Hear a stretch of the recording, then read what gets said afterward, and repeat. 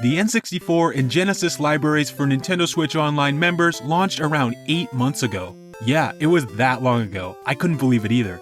But because it's been so long, it only makes sense to imagine that a new console will be coming to the service soon. If Nintendo has plans to include their handheld consoles on NSO, then I think Game Boy is the next logical choice. If I had to place a bet, I'd say Game Boy games are the next to hit the service. And this would be great news, as the Game Boy has an awesome library of handheld classics that would be a perfect fit for the Switch. So today, I want to build a lineup of games that I think Nintendo would include in a Game Boy NSO service at its launch.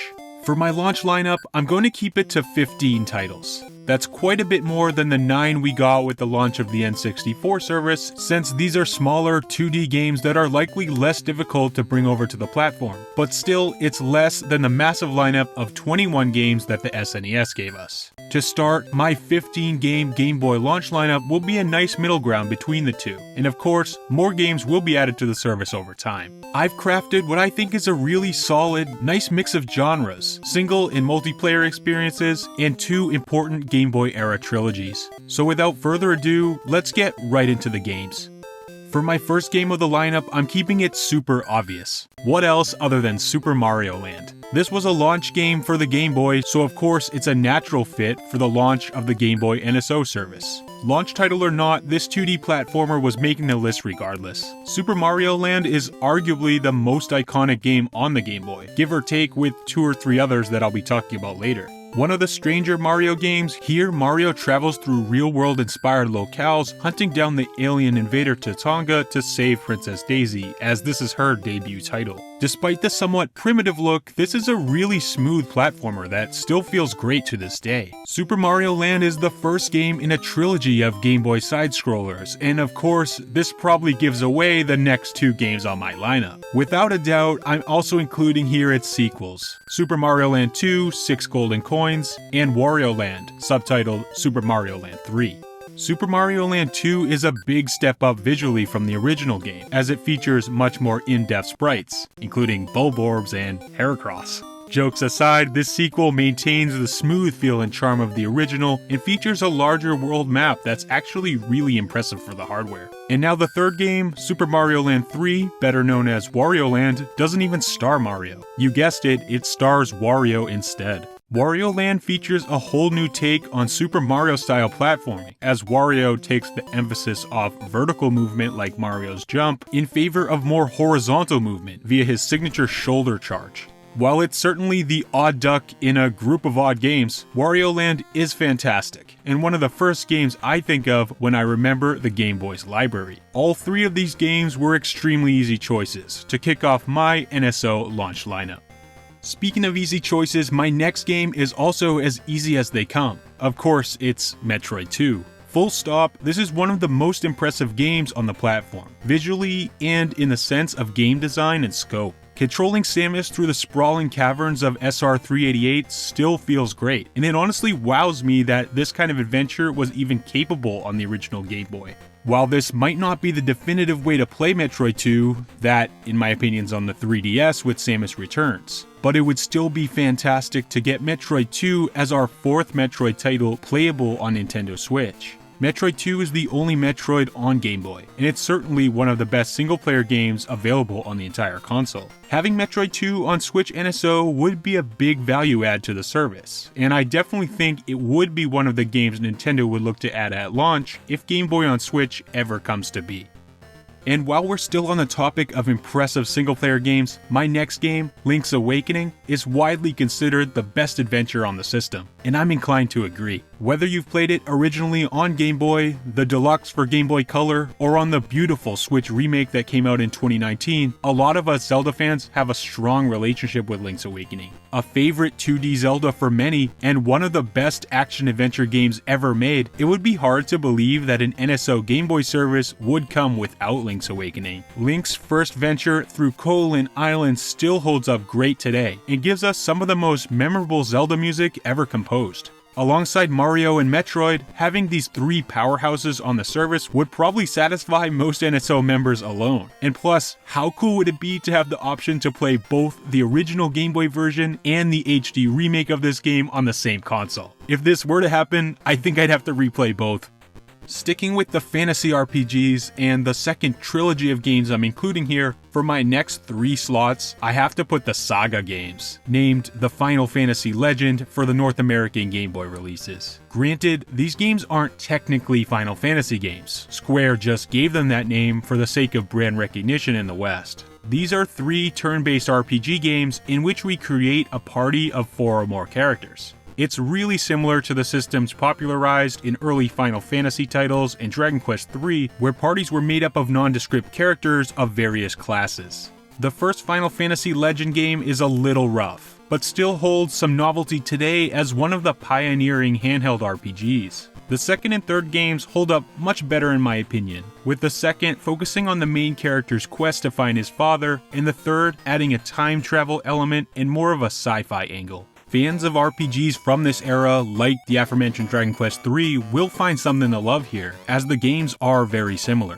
But the Saga games include a level of depth and party customization that was rare for the time. It should be noted that all 3 of these games are already available on Switch in their own collection. But hey, that type of thing hasn't stopped certain games from being added to Nintendo Switch Online in the past. I think the Final Fantasy Legend games would be a real treat to see added to the NSO Game Boy lineup. In a hardcore experience, that would be a nice change of pace from some of the lighter fare also on offer here.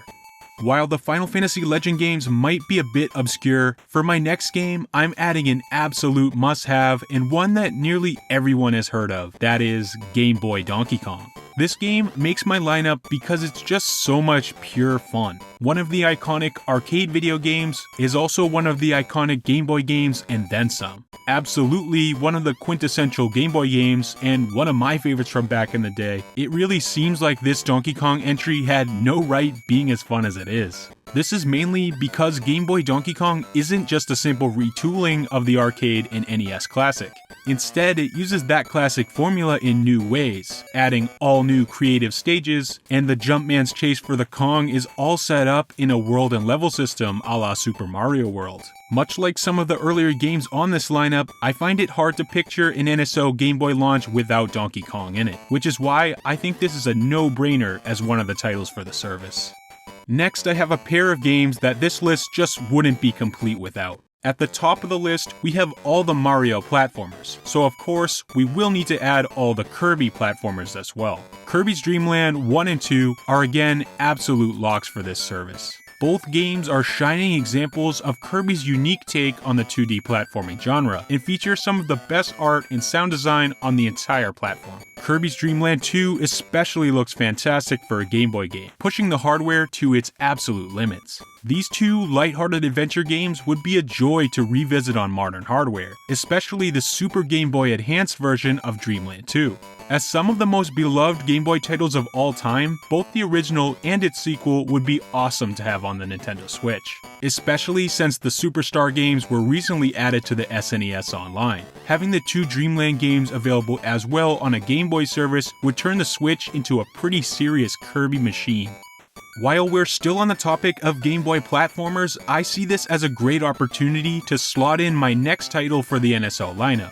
The second game, starring the character Pit, Kid Icarus of Myths and Monsters, is a Nintendo-developed adventure made exclusively for the Game Boy hardware. This is a really enjoyable game from a severely neglected first-party franchise. If you ask me, it has a Metroid-like feel, minus all the cool power-ups, and instead of a space jump, you gave Samus a little Luigi-style flutter. The way you adventure through the levels feels quite similar though, and Pit's bow does remind me a bit of the Power Beam. Tasked by Politena to collect 3 sacred treasures, Pit ventures through a variety of stages in a difficult but rewarding adventure. Adding this oft-forgotten game from Nintendo's past to NSO would be a great way to get another Kid Icarus game in the hands of more players, making this an accessible series again. This would give fans who might be curious about Pit's roots from Super Smash Bros. A chance to experience his early titles as either a warm-up or follow-up to Kid Icarus Uprising on the 3DS, a game that also needs to come to Switch by the way.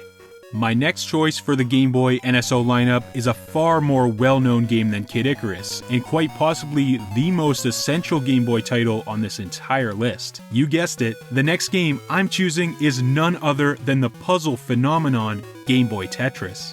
This is the best-selling game on the entire console, even moving more units than the juggernaut that was Pokemon. Partially, this was due to it being a pack-in title at the Game Boy's launch in the West, but also because it stands alone as top-notch software that was a system seller for many Game Boy owners. Just a few decades ago, Game Boy Tetris was in the hands of so many people, gamers and non-gamers alike. And if I can think of one title that absolutely needs to return day one for any sort of Nintendo Switch Game Boy Online service, it's this one.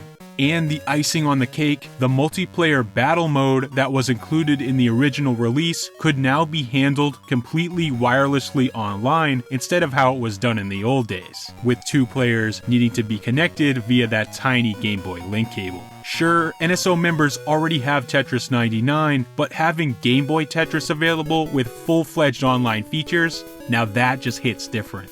As anyone who played during the Game Boy era would know, using a link cable was pretty inconvenient. But at the time, it was the only way to connect 2 Game Boy consoles for multiplayer games. Clearly, the addition of online multiplayer would be a game changer for many of the Game Boy titles, and the next Game Boy classic I'm adding to my lineup is no exception. For my second to last game, I'm adding the Game Boy's follow-up to the iconic SNES game Balloon Fight, which was called Balloon Kid. Balloon Kid is a fun, unconventional platformer where you control your character flying above the stage rather than running on it. This is one I'd love to see ported over, if for nothing else other than hearing its music and sounds. This truly has some of my favorite sound design on the entire console, and though I wouldn't say I love the entire game, Balloon Kid is another one in the Game Boy's lineup that really stands out to me as memorable. The gameplay, though simple, is very unique and satisfying. The way you float through the levels is strangely calming, yet at times brutally difficult. The single player alone makes this a title I'd certainly be excited to revisit for a bit via Nintendo Switch Online, but on the Game Boy I was never able to play the multiplayer mode, in which there are 2 Balloon Kids on screen at the same time. That actually seems really fun, and would be made more accessible than ever before if added to the online service. If Balloon Kid ever does come to NSO, someone definitely needs to play this one online with me.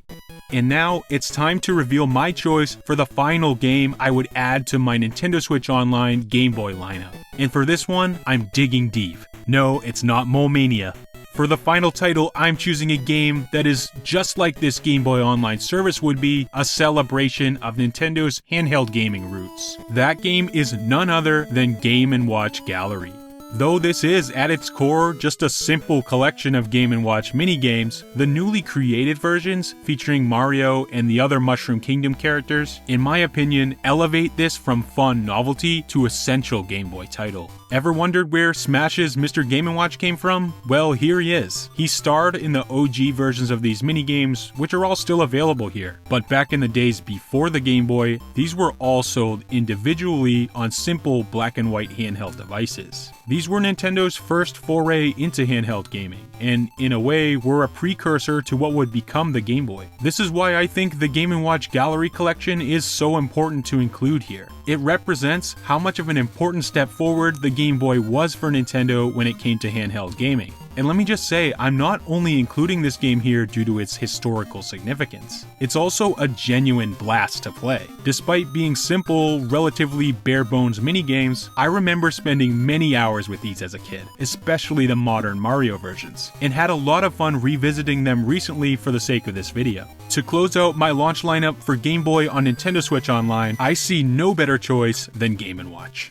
Now, as I kept reiterating throughout the video, this is just my launch lineup. The Game Boy has a pretty huge lineup of software, and there are many more titles worthy of making this list. If we ever do get Game Boy on NSO, I expect many games from its vast library to be added over time. Flashing across screen now are some of the titles I'd expect to be added further down the line. And there are many other games not pictured here that would be great fits as well.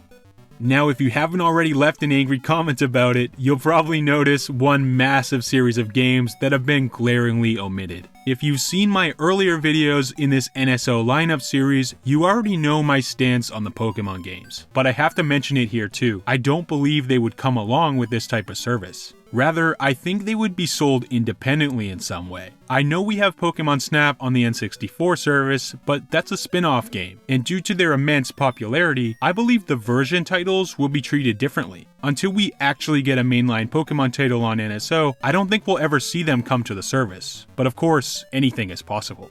I want to give a huge thanks to everyone watching today, and I hope you enjoyed taking a trip down memory lane through some of these Game Boy classics. Let me know in the comments below what you think of my NSO Game Boy launch lineup, and feel free to let me know your own Game Boy selections for Nintendo Switch. I'd love to hear about them and reply to as many as I can. If you want more videos like this from me, I definitely encourage you to check out this video here where I made the game lineup I'd like to see if Game Boy Advance ever came to NSO. That's it for today everyone, thanks again for watching the video, and I'll catch you all in the next one.